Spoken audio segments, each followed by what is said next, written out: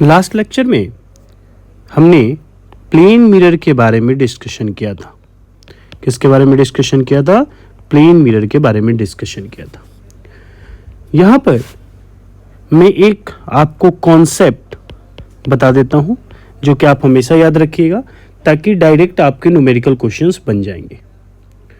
मान लीजिए कि आपके सामने एक मिरर है। आपके सामने क्या है? एक प्लेन मिरर है।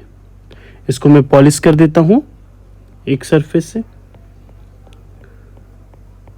ये मैंने इसको पॉलिश कर दिया। मान लीजिए कि अगर आपकी हाइट, आप यहां पे खड़े हैं और आपकी हाइट मान लेते हैं 5 फीट है। आपकी हाइट कितनी है?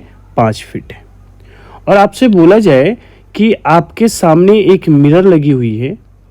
इस मिरर की मिनिमम हाइट कितनी हो?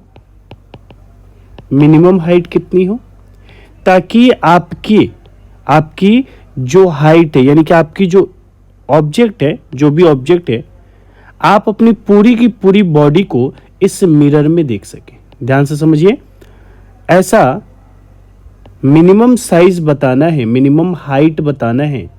किसकी? मिरर की। ताकि आप अपनी पूरी हाइट इस मिरर में देख सकें कितना होना चाहिए, है ना। तो कई बच्चे कहते हैं कि अगर मेरी जो हाइट अगर 5 फीट है तो मिरर की भी हाइट 5 फीट होनी चाहिए। अगर मैक्सिमम की बात की जाए तो मैक्सिमम अगर ज़्यादा भी होगा 5 फीट से तो चलेगा, अगर 5 फीट है तो भी चलेगा। लेकिन क्वेश्चन हमारा क्या बोल रहा है? मिनिमम हाइट ऑफ मिरर पूछ रहा है कि मिनिमम हाइट कितनी होनी चाहिए। तो ध्यान रखें, मिनिमम हाइट जो होनी चाहिए वो हमेशा ऑब्जेक्ट से हाफ होना चाहिए, आधा होना चाहिए। अगर मान लीजिए कि अगर आपकी हाइट 5 फीट है तो इस मिरर की हाइट कितनी होनी चाहिए? 5/2 फीट होनी चाहिए। 5/2 फीट का क्या मतलब? 2.5 फीट होनी चाहिए। क्लियर है? मतलब कि आप अपने हाइट का क्या कर देंगे? आधा कर देंगे। उतने ही मिनिमम हाइट होगी किसकी? तो उस मिरर की। क्लियर है? इस पे क्वेश्चंस भी देखेंगे हम आगे। चलिए यहां पे क्वेश्चन देखिए।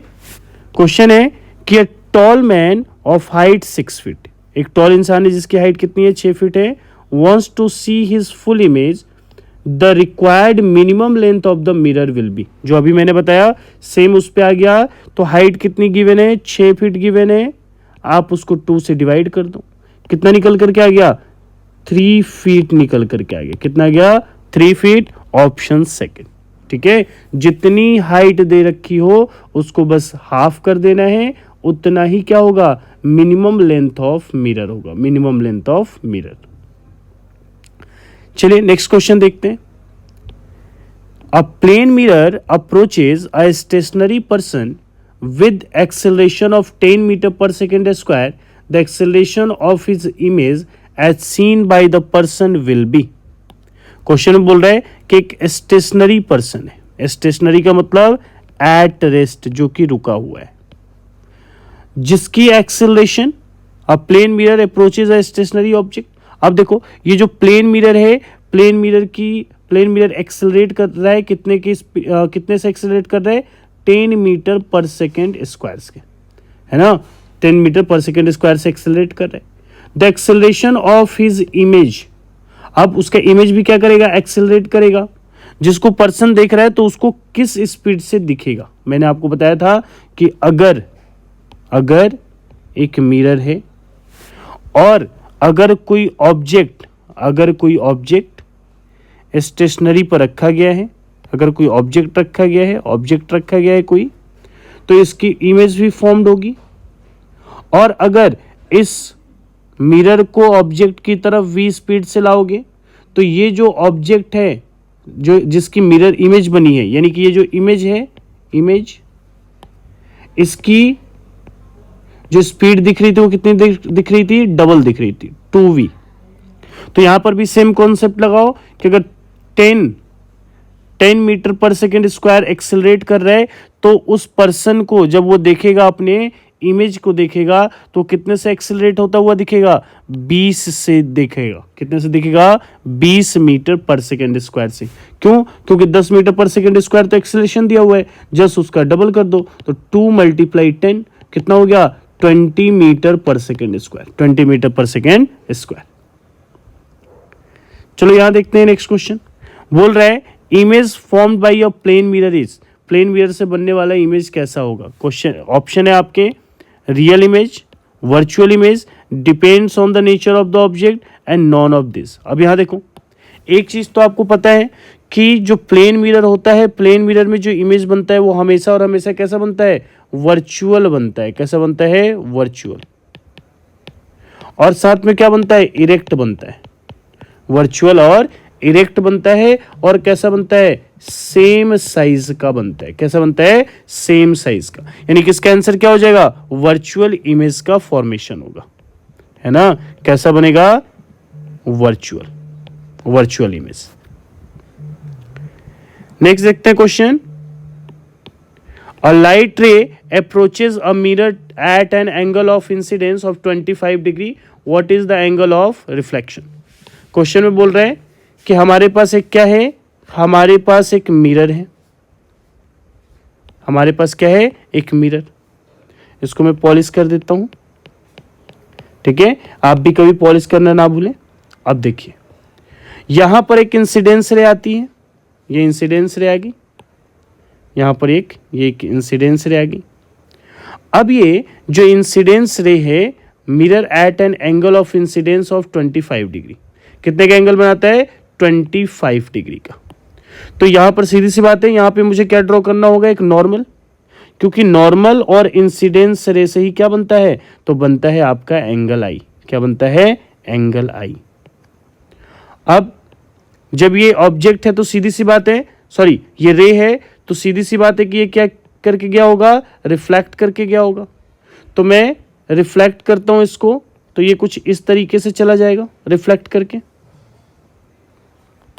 अब देखो, क्वेश्चन पूछ रहा है कि what is the angle of reflection. Reflection आपको बताना है, एंगल ऑफ रिफ्लेक्शन बताना है, यानी ये वाला एंगल आपको बताना है, जिसे हम बोलते हैं एंगल आर।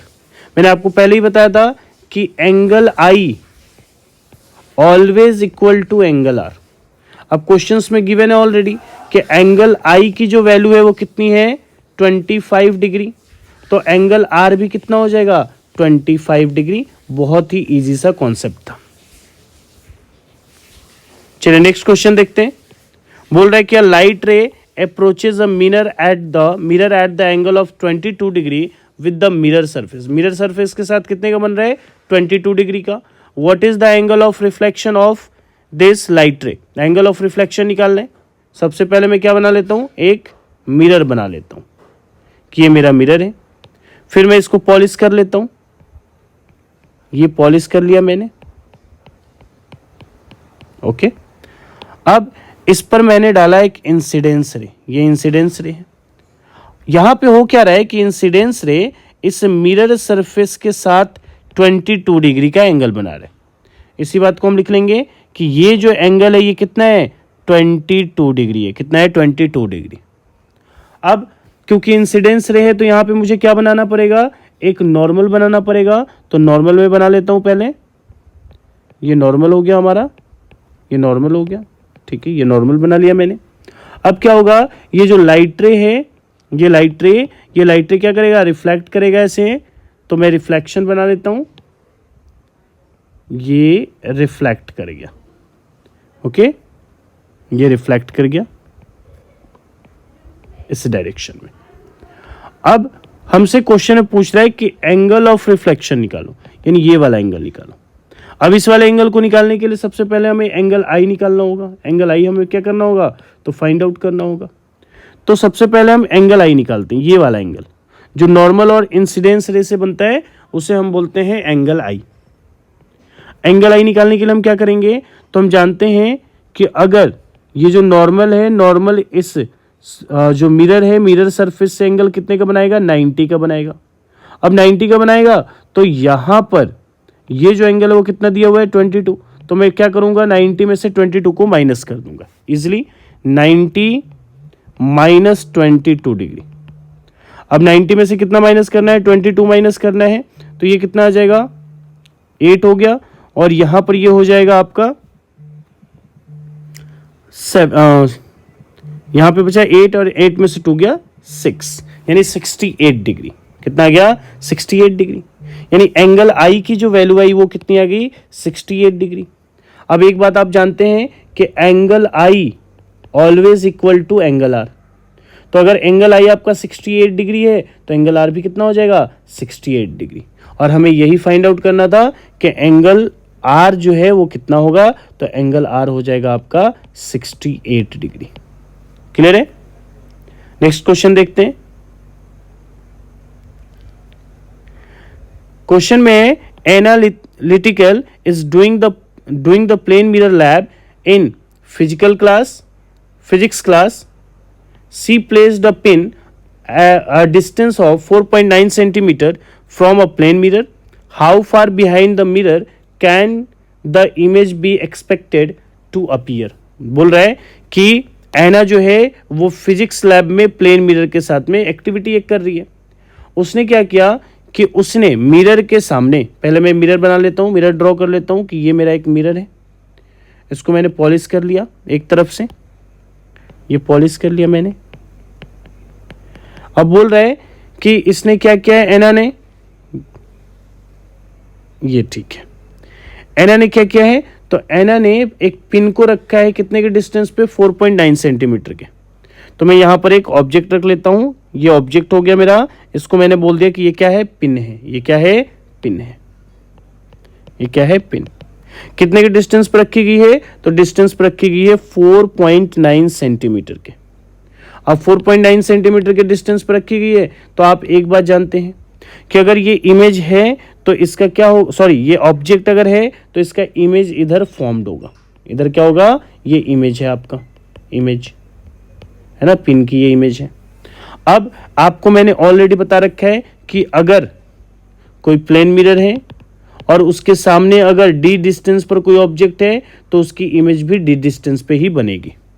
उस कॉन्सेप्ट में अगर यहां पर ऑब्जेक्ट और मिरर के बीच की डिस्टेंस, ऑब्जेक्ट और मिरर के बीच की डिस्टेंस अगर 4.9 सेंटीमीटर है तो इमेज और इस मिरर के बीच की भी डिस्टेंस कितनी होगी, 4.9 सेंटीमीटर होगी। कितनी होगी, 4.9 centimetre.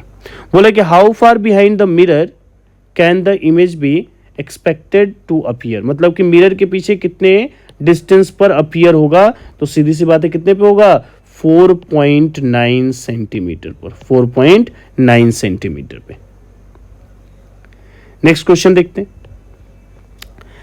If an object is placed symmetrically between two plane mirrors inclined at an angle 72, then the total number of image formed. देखो total number of image formed के लिए मैं ऑलरेडी क्वेश्चन करा चुका हूं, तो यहां पर सिमेट्रिकली है तो इसके लिए फॉर्मूला हो जाएगा 360 डिवाइडेड बाई थीटा -1।